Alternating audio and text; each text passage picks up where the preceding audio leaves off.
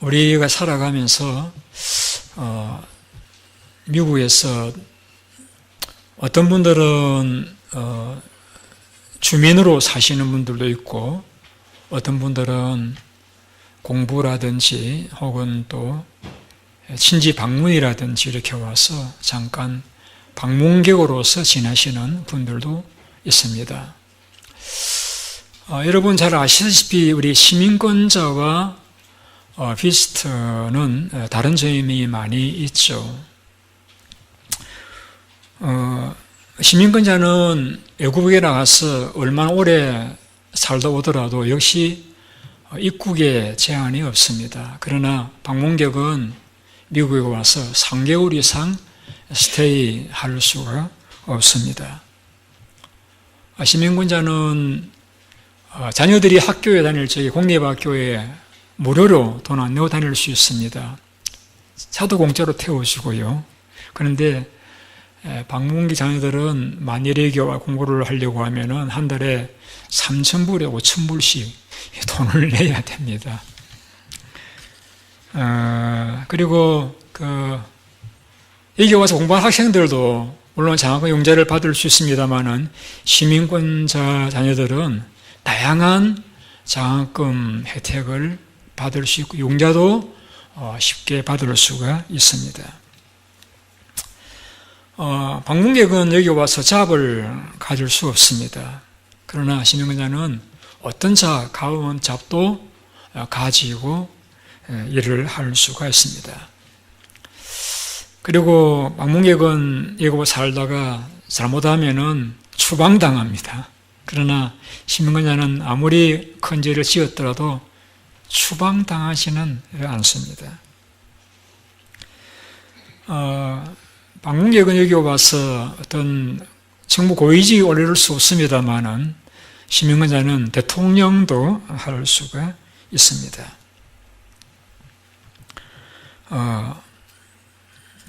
미국에 들어올 적에 미국 시민권자는 TSA 프리책을 이용할 수 있습니다만 방문객은 긴 줄을 서서 인터뷰를 해야 입국할 수가 있습니다.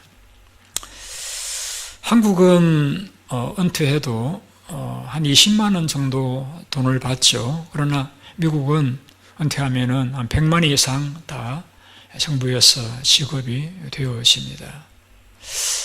여러분들은 방문객입니까? 시민권자입니까? 제가 왜 이걸 비교해서 말씀드리느냐 하면은 이 세상에 살 동안에는 나라에 따라서 방문객이 될 수도 있고 시민권자가 될 수도 있습니다만은 우리가 천국에 들어갈 적에는 엄청난 차이가 있습니다. 방문객과 시민권자 엄청난 차이가 있습니다. 하나님께서는 이 땅 위에서 아무리 많이 가지고 착하게 살고 많이 배웠다 할지라도 하나님의 가족이 아니면은 그 나라에 들어오는 것을 허락하지 않습니다. 그러나 이 땅 위에서 아무리 가난하고 못 배우고 약하다 할지라도 그가 하나님의 가족일 때에는 하나님 나라에 들어갈 수가 있습니다. 여러분들은 어때요? 방문객입니까? 하늘나라 시민권자입니까? 오늘 저는 누가복음 8장을 읽었습니다. 여기에는 예수님을 찾아온 가족, 그러나 예수님으로부터 가족의 인정을 받지를 못했습니다. 반대로 예수님을 따르던 제자들을 그들은 혈통적인 가족은 아니었으면서도 예수님으로부터 가족이라고 인정을 받았습니다. 어떤 차이가 그런 결과를 가져왔는지 오늘 말씀을 좀 더 생각을 해보고자 합니다. 우리 성경을 같이 한번 읽어보시겠습니다. 읽었던 말씀 누가복음 7장 19절 말씀 같이 읽으시겠습니다. 시작. 예수의 어머니와 그 동생들이 왔으나 무리를 인하여 가까이 하지 못하니. 여러분들께서도 어머니라고 하면은 그 단어만 들어도 마음이 울적해지고 그리운 얼굴이 떠오를 것입니다. 형제들 생각하면 기쁘고 참 반가운 그러한 관계잖아요. 예수님의 어머니와 가족들이, 동생들이 예수님을 만나러 왔습니다.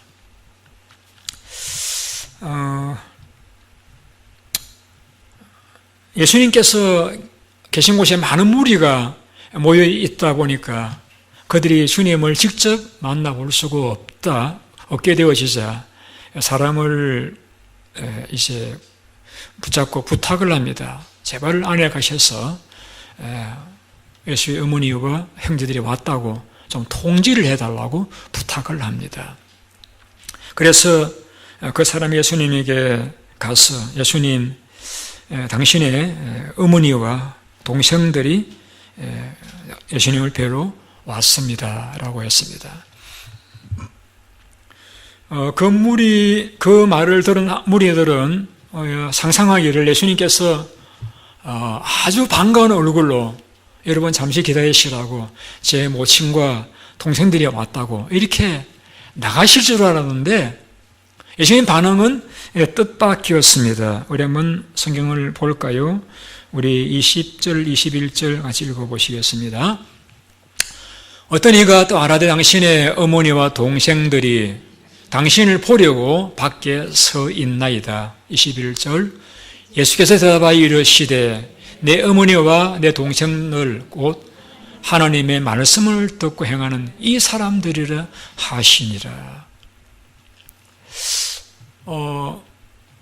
예수님께서는 당신의 모친과 동생들이 찾아왔음에도 불구하고 나가서 반가이 맞이하지도 않으시고 도리어 예수님 주변에서 말씀을 듣고 있는 그 무리들, 특별히 제자들을 가리키면서 이 사람들이 내 어머니이고 내 형제들이라 그렇게 말씀을 하셨습니다. 아마 그 말을 자네들은 가족으로서는 굉장히 서운할 수 있는 그런 말일 수 있습니다. 그러면 주님께서는 가족보다도 주님을 따르는 사람들을 더 사랑하셨는가? 그렇게 꼭 우리가 이야기할 수는 없습니다.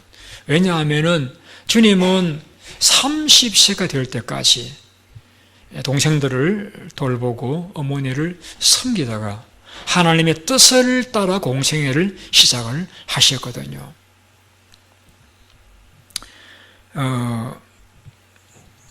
뿐만 아니라 주님께서는 그 사역하시는 가운데서도 예를 들어서 마가복음 2장에 보시게 되면은 중풍병자를 고치시는 사건이 나오는데 중풍병자를 치료하신 다음에 그 병자에게 이렇게 이야기했습니다.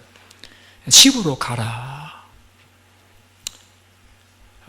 그동안 이 병자가 나이가 얼마나 된지 모르지만은 아마 그 병 때문에 가장으로서 역할도 못하고 가족은 어려움을 겪었겠죠. 이제 병이 났으니까 집으로 가서 가족을 돌보라는 뜻에서 집으로 가라고 말씀을 하셨습니다. 뿐만 아니라 주님께서는 마가복음 7장에 가보시게 되면은 유대인들이 그 어머니 아버지를 나이 드신 어머니 아버지를 공경하지 않으려고 재산을 드리지 않으려고 고르반이라는 제도를 만들었습니다. 그래서 고르반 제도는 내가 재산을 하나님께 드렸다 선언하고 나면은 부모님께 안 드려도 괜찮다라고 하는 그러한 악한 제도를 성경에도 없는 것을 만들어 가지고 부모 공경을 하자는 것을 책망을 하시면서 모시는 부모를 공경하라 했거늘 어머니를 해방하는 자는 죽이라고 했거늘 어떻게 너희는 고르반이나 엉뚱한 전통을 만들어가지고 육신의 부모님에게 아무것도 하여 드리지 않으려고 하느냐 책망을 하시면서 부모 공경을 강조하시기도 하셨습니다. 그리고 십자가 위에서 돌아가시는 그 순간 그 고통스러운 아픔 가운데서도 십자가에 계셔서 눈물 흘리고 계시는 모친을 보시고서는 요한에게 요한아 내 어머니다 너가 무엇이라 그리고 여자여 아들입니다.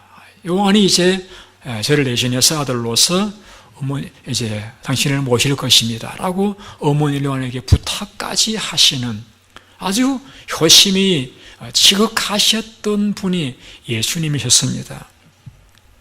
더구나 예수님의 또 다른 제자였던 바울은 디모데전서 5장 8절에서 누구든지 자기 가족을 돌아보지 아니하는 자는 믿음을 배반한 자요 불신자보다 악한 자라고 말씀을 할 정도로 성경적인 관점은 가족을 돌보는 것이 얼마나 중요한 일인가를 강조하고 예수님도 가족에 대해서 효도하셨고 제자들도 가족을 돌보라고 가르치셨습니다. 자, 그런 신주님께서 왜 사역의 현장에 가족이 왔을 적에 나가서 반가이 맞이해 주시를 아니하셨던가? 우리는 그 이유를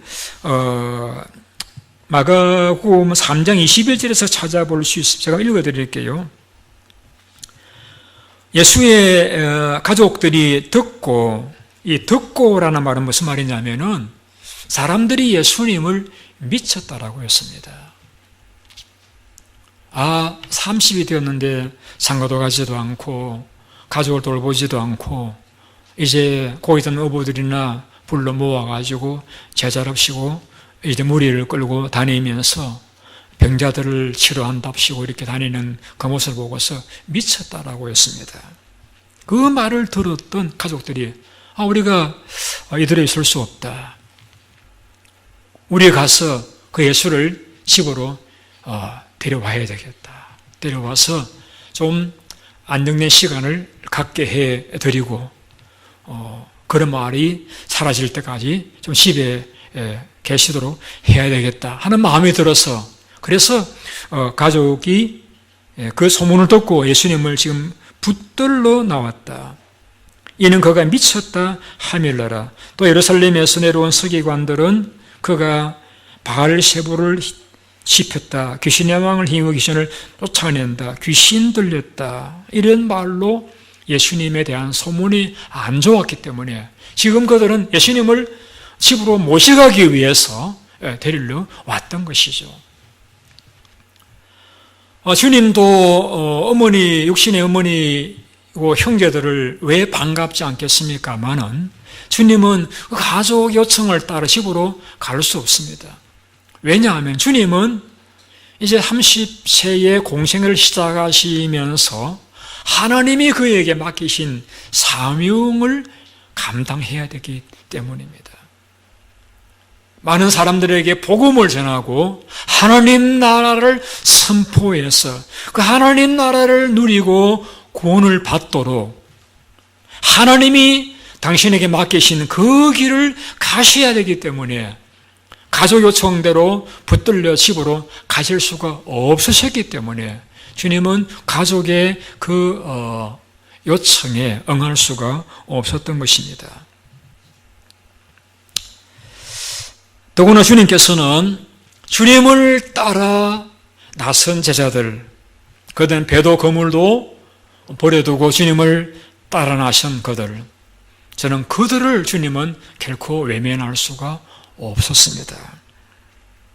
왜냐하면 그들은 이제는 육신의 가족관계를 초월해서 하나님의 가족이 되어졌기 때문에 주님은 그들을 또 더 나아가서 더 많은 하나님의 가족을 만들어 가셔야 되기 때문에 주님은 그들을 결코 외면할 수가 없었던 것입니다. 우리가 교회를 다니면서 이제 예수를 믿고 하나님을 아버지로 모신 한 형제, 자매 관계를 가지게 되어졌습니다. 이것은 더 높은 차원의 관계라고 말씀할 수가 있습니다. 혹은 영적인 가족 관계라고 말씀할 수가 있습니다. 예수님이 그러셨던 것과 같이 우리는 이 관계를 소중하게 여겨야 됩니다.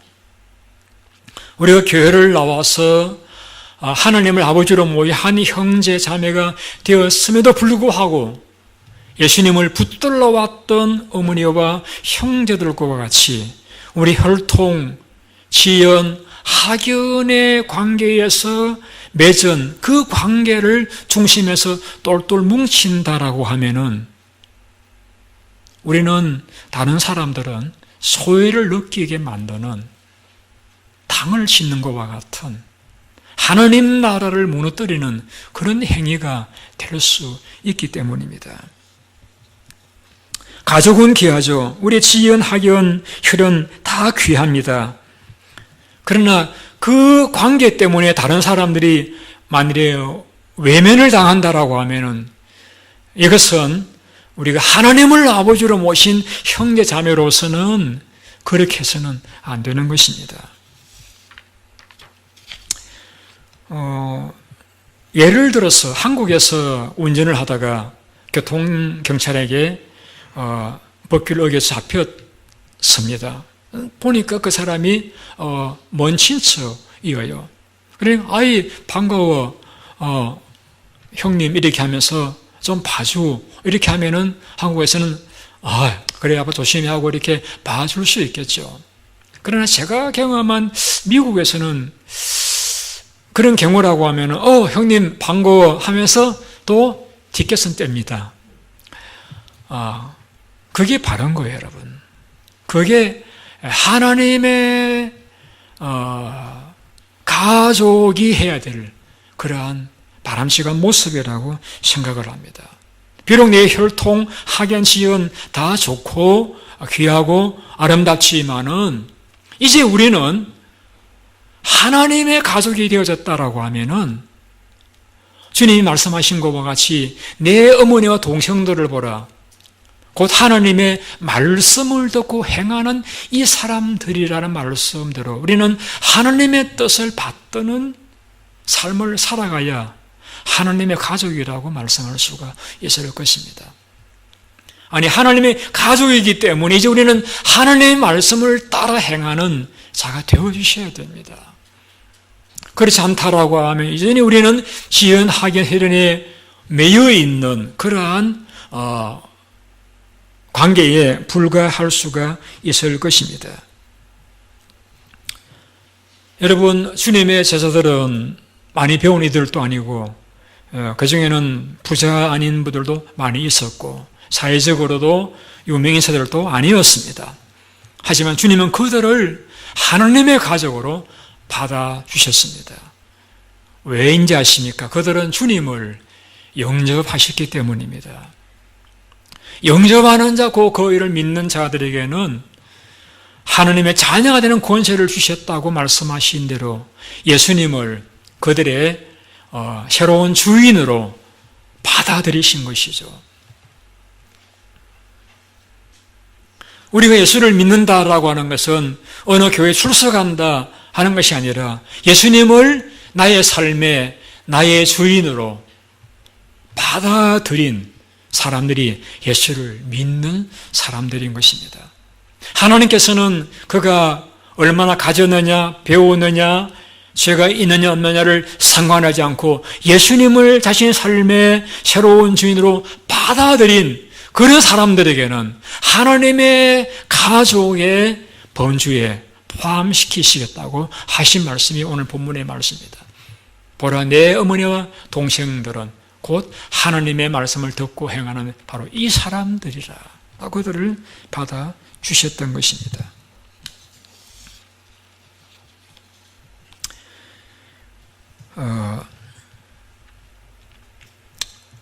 하나님의 말씀을 듣고라고 했습니다.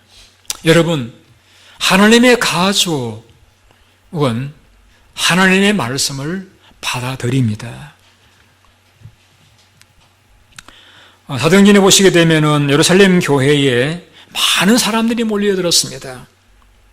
그들도 이렇게 성경은 표현하고 있습니다. 그 말을 받는 사람들은 다 세례를 받음에 이는 이제 수가 3천이나 더하더라. 저희가 사도의 가르침을 받아 서로 교제하며 떡을 떼며 기도하기를 전혀 힘쓰니라. 초대 교회의 특징은 하나님의 말씀을 받아들였습니다. 그 말씀을 받는 사람들이라고 표현했습니다. 하나님의 말씀에 귀를 기울이고 받아들이는 사람들이 하나님의 가족입니다.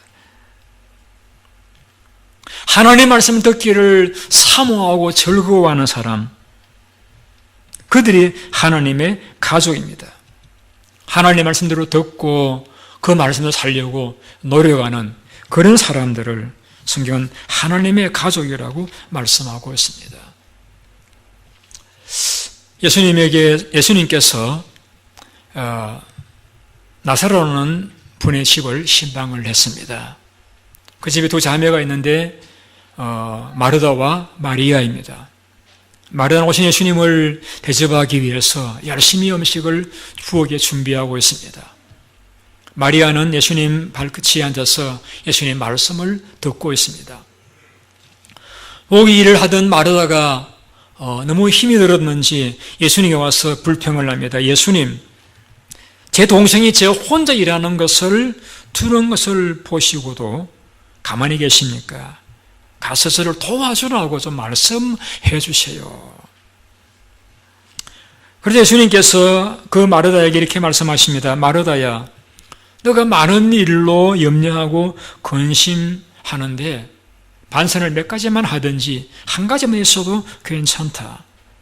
마리아는 이 좋은 편을 택하였으니 빼앗기지 아니할 것이다. 주님께서는 말씀을 듣기 위해서 발치에 앉아서 있는 그 마리아가 좋은 편을 택하였다라고 말씀을 했습니다. 물론 예수님도 사람이시기 때문에 맛있는 음식을 드시면 기쁘고 감사하셨겠죠. 그러나 예수님께서는 그 음식을 드시고 감사하고 기뻐하는 것보다 더 기쁜 것은 예수님의 말씀을 받아들이고 듣는 그 일이 예수님을 더 기쁘시게 하는 일이었기 때문에 주님이 말씀하시기를 마리아가 더 좋은 편을 택하였다라고 말씀을 하셨던 것입니다. 그럼 왜 말씀을 듣는 것이 더 좋은 편이냐? 예수님 말씀은 곧 하나님의 법도와 규칙입니다. 우리는 하나님의 법도와 규칙을 들어서 그것을 내가 알고 그 말씀대로 살아가는 자가 되기를 하나님께서 원하시는 것입니다. 그래서 우리가 하나님의 말씀을 즐거워하고 그것을 받아들이는, 사랑하고 사모하는 그런 자로 살아갈 때에 우리가 어떤 드리는 음식이나 어떤 헌신보다도 하나님은 더 그 일을 기뻐하신다는 사실을 말씀해 주셨던 것입니다. 또 이렇게 말씀하고 있습니다. 말씀을 듣고 행하는 이 사람들이라 라고 했습니다. 말씀을 듣기만 하고 행치 않는 그러한 사람들을 두고 말하기를 주님이 이렇게 말씀하셨습니다. 너희들은 나를 불러 주여 주여 하면서도 지하여 나의 말하는 것을 행하지는 않느냐? 나의 말을 듣고 행하는 사람과 어떤 자인 걸 내가 보여주리라. 나의 말씀을 듣고 말을 듣고 행하는 사람은 땅을 깊이 파고 주초를 반석에 놓은 건축가와 같으니 바람이 불고 물길이 쳐도 무너지지 않는 그런 반석 위에 세운 집과 같은 사람이 될 것이라고 말씀을 했습니다. 주님은 여러분이 말씀을 듣고 잊어버린다거나 혹은 듣는 일을 하지 않는 자가 되기를 원치 않는 이유는 말씀을 사모함으로 듣고 즐거워하고 좋은 마음으로 듣기를 원하시는 그 이유는 그 말씀이 듣고 내가 그 말씀을 순종할 적에 우리는 인생에 만나는 그 환난과 어려움을 딛고 일어설 수 있는, 우리는 지나갈 수 있는, 뛰어넘을 수 있는 그러한 믿음의 삶을 살아가는 것이 가능하기 때문입니다. 누가 10장에 보시게 되면 어떤 부자 청년이 예수님께 와서 질문을 드립니다. 주님, 제가 어떻게 하면 영생을 얻을 수 있겠습니까? 주님이 보니까 참 그 청년이 사랑스러워서, 왜냐하면 내가 어떻게 하면 더 부자가 될 수 있겠습니까? 더 큰 성공을 할 수 있겠습니까? 그런 질문이 아니고 어떻게 하면 내가 영생을 얻을 수 있겠습니까? 노년도 아니고 청년이 주님 앞에 그런 질문을 하였기 때문입니다. 주님께서 물었습니다. 그래, 성경에 뭐라고 이야기하고 있느냐? 예, 성경에는 내 마음을 다하고 목숨을 다하고 뜻을 다하고 힘을 다해서 하나님을 사랑하고 이웃을 내 몸처럼 사랑하라고 하셨습니다. 그래, 너의 말이 옳다. 그와 같이 행하라. 그리하면 살 것이다. 주님은 영생을 말씀하시면, 영생은 어떤 영주권 영주권 카드와 같아가지고 그것만 있으면은 보여주면 천국에 들어가는 그런 것이 아니라고 했습니다. 영생은 하나님 말씀을 따라 하나님을 사랑하고 이곳을 내가 사랑할 때에 우리가 경험되어지는 상태라고 하는 것을 말씀해 주신 것입니다. 하나님 말씀을 내가 순종하고 그 말씀을 따라 하나님을 사랑하고 형제를 사랑하며 살아갈 적에 우리 마음이 그렇게 행복할 수가 없습니다. 그것이 바로 영생입니다. 물론 주님의 말씀은 장소적인 천국을 부인하는 말씀이 아닙니다. 우리가 한 지붕 안에 살고 있다 할지라도 아내가 남편 말을 업신여기고 남편이 아내를 무시한다라고 하면은 어떻게 그 가정이 행복할 수 있겠습니까? 마찬가지로 하나님의 나라의 삶, 그 영생이라는 삶은 하나님의 말씀을 받아들이고 그분의 말씀대로 내가 하나님을 사랑할 때에 우리가 그 안에서 기쁨과 행복을 경험하는 것이 바로 영생이라는 사실을 말씀해 주셨던 것입니다. 그 제자가 또 물었습니다. 성령이 물었습니다. 그러면은 내 이웃이 누구입니까?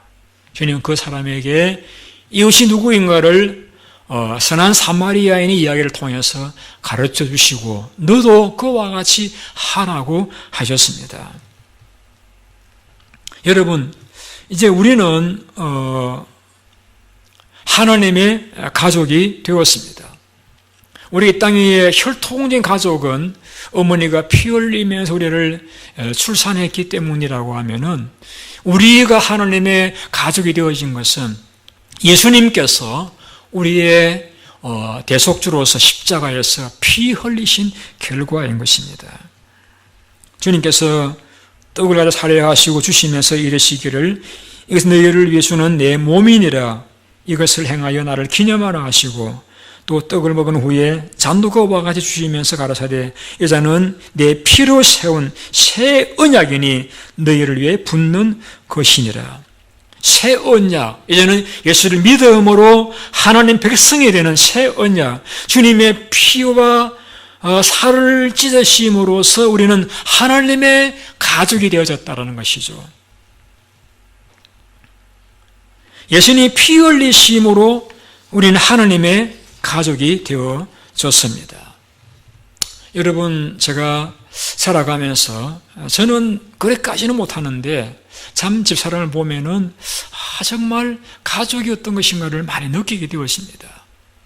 7월달에 한국을 방문할 계획을 세우고 있는 벌써부터 둘째 손주 옷 준비한다고 온 신경이 거기 가 있는 것 같아요. 저는 바빠서도 전화도 못하는데 자주 아들과 전화해서 아람 어떻게 지내느냐, 어려운 게 없느냐 물어보고 많은 대화를 나누는 걸 보면서 저보다도 더 자식에 대한 마음이 더 많구나 하는 것을 느끼게 되어집니다. 여러분, 피를 흘리며 낳은 자식에 대한 어머니의 사랑이 그러할진데 우리를 위해서 피 흘리신 주님께서 주님을 받아들이고 주님을 따르기 위해서 재산도 세상의 명예도 모든 영광도 다 버리고 주님을 따라 나선 우리의 피 흘린 그 주님께서 우리를 행한 그 가족으로서의 사랑이 육신의 혈통의 부모님보다 못하다고 이야기할 수 있겠습니까? 예수님은 자신을 따르기 위해서 배도 그물도 버리고 나셨던 그 제자들을 그들이 배반하였지만은 다시 찾아가셔가지고 사명을 주시고 그를 붙들어 주셨습니다. 주님을 부인하고 도망갔던 그러한 제자들을 다 찾아오셔가지고 부활을 목격시켜 주시고 그들에게 확신을 심겨 주시고 위로해 주셨습니다.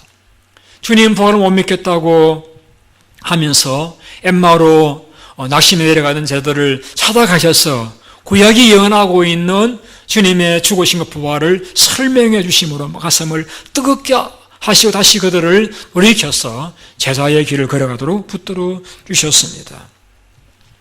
밤모서 유효적인 사도 요한을 찾아가셔서 마지막 세상에 종말의 계시를 보여주시면서 그 요한을 위로하시고 붙들어 주셨습니다. 주님은 주님을 받아들이고 주의 말씀을 받아들이고 그 말씀을 살아가는 그들이 비록 여러 가지 면에서 부족하고 허물이 많고 연약하였지만은 그들을 가족으로 받아들이신 다음에 결코 그들을 외면하거나 버리시거나 그들을 내버려 두시지 아니하시고 챙겨 주시고 책임져 주시고 보살펴 주셨던 것입니다.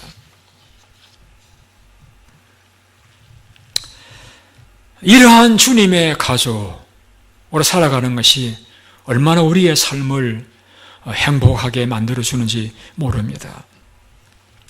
참 다행한 것은 주님의 육신의 가족은 주님이 생전에 계실 적에는 주님을 받아들이지를 못했습니다. 어쩌면은 혈통 관계를 뛰어넘는다라고 하면 참 그들이 어려웠겠다고 이야기할 수도 있겠습니다.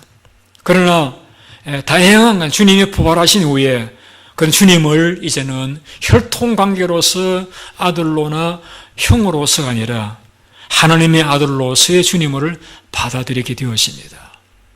그래서 주님께서 승천하신 다음에 120문도와 함께 그들은 예루살렘에 모여서 열심히 기도하여서 성령을 받고 그 다음에 야고보 같은 동생은 야고보서를 기록하는 성경의 저자가 되어지고 예루살렘 교회의 기둥이 되어지는 그러한 인물로서 많은 분들을 세우는 주님의 혈통관계를 뛰어넘은 이제는 영적 가족으로서의 멤버가 될 수가 있었습니다. 오늘 우리는 누가복음 8장을 읽었습니다. 다시 한번 우리 같이 읽어보시겠습니다. 17절 말씀 같이 읽습니다. 시작. 숨은 것이 장차 드러나지 아니할 것이 없고 감추인 것이 장차 알려지고 나타나지 않을 것이 없느니라. 여기에서 숨은 것, 이 숨은 것은 뭘 이야기할까요? 왜 주님이 지난주에 씨 뿌리는 비유를 말씀하시다가 숨은 것이라는 것을 말씀하고 계실까요? 저는 예수님 아니기 때문에 여러분이 말씀을 들으실 적에 착하고 좋은 마음으로 들으시는지 아니면은 여러분 마음속에 가시떨기가 많아서 욕심과 염려와 향락의 마음이 빼앗겨서 말씀을 받아들이지 못하시는지, 길가와 같아서 거부하시는지, 돌짝바타 같아서 예수님 교제가 안 되시는지 저는 몰라요. 여러분의 마음을 제가 들여다볼 수 없기 때문입니다. 그런데 그 숨겨져 있는 사실, 하나님의 말씀을 들을 적에 어떻게 받아들이셨는지 그 숨겨진 사실이 반드시 드러날 것이라고 말씀했습니다. 감추인 것이 장차 알려지고 나타나지 않을 것이 없다고 말씀했습니다.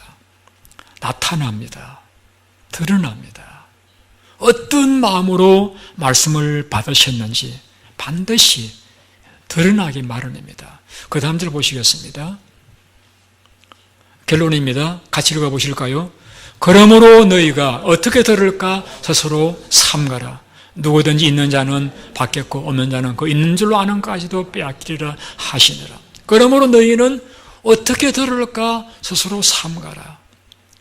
제가 지난주에 말씀을 드렸죠. 여러분 하나님의 말씀을 들으실 적에 하나님의 말씀으로 받아들이십시오. 하나님의 말씀을 들으실 적에 이 말씀은 나의 행복을 위한 말씀으로 받아들이십시오. 그럴 적에 여러분 그 말씀을 그렇게 받아들인 사람은 하나님의 가족이 되어지고 하나님의 보호를 받게 되어지고 그런 사람은 점점 더 영적으로 부요한 그런 성공을 누리는 그런 삶을 살게 되어질 것입니다. 제가 설교를 시작하면서 방문자와 주인, 방문자와 시민권자에 대한 말씀을 드렸습니다. 여러분, 하나님의 가족이 된 사람은 어디에 살아도 천국을 누리며 살아가게 되었습니다. 그러나 하나님 가족이 아닌 경우에는 비록 교회 안에 머물고 있다 할지라도 천국을 경험할 수가 없을 것입니다. 왜? 그는 방문자에 불과한 것이 때문입니다. 하나님의 가족은 살림 모든 것들 하나님의 공짜로 다 공급해 주십니다. 왜? 하나님의 가족이기 때문에. 그러나 하나님의 가족이 아닌 방문자는 자기 인생을 자기가 책임을 지고 살아가야 됩니다. 하나님의 가족은 하나님 나라에서 천국의 보상과 상급을 받게 되었습니다. 그러나 방문자는 이 땅에서 아무리 선하게 살아서도 하나님 나라에서 받을 상은 없습니다. 방문자는 범죄하면은 갈 곳이 한 곳밖에 없습니다. 그러나 하나님의 가족은 어떠한 죄를 지었을지라도 하나님으로부터 용서를 받고 천국에 들어갈 수 있는 은혜를 허락받게 되어지는 것입니다. 하나님의 가족은 어떤 어려운 일을 만날지라도 하나님 앞에 부르면은 하나님께서 그 문제를 해결해 주십니다마는 그러나 하나님의 가족이 아니고 방문자로 머무는 분들은 이 땅의 모든 문제를 내가 다 해결해 나가야 됩니다. 하나님의 가족은 우리의 영원한 세계를 하나님이 책임져 주십니다. 그러나 하나님의 가족이 아닌 방문자는 이 땅의 삶으로서 끝나고 그 다음에 영원한 이별의 고통의 삶을 살아가야 됩니다. 오늘 여러분들은 하나님의 가족입니까? 아니면 아직도 방문자로 계십니까?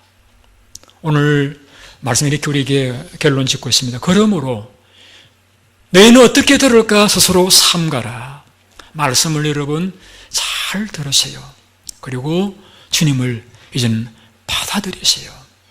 그래서 이제 하나님의 가족으로서 하나님의 책임지시고 돌보시는 은혜를 누리며 살아가시는 여러분 되시기를 바랍니다. 여러분의 남은 삶 가운데 내게 가족은 이미 세상을 떠나고 계시지 않다 할지라도 이제 우리에게는 하나님의 가족으로 우리에게 보내주신 형제들이 있습니다. 우리는 그분들과 마음 열고 교제하고 친밀하게 지내면서 주님 나라에 함께 서는 그날까지 위로와 기쁨으로 주님을 섬기는 여러분들이 되시기를 바랍니다. 기도하겠습니다.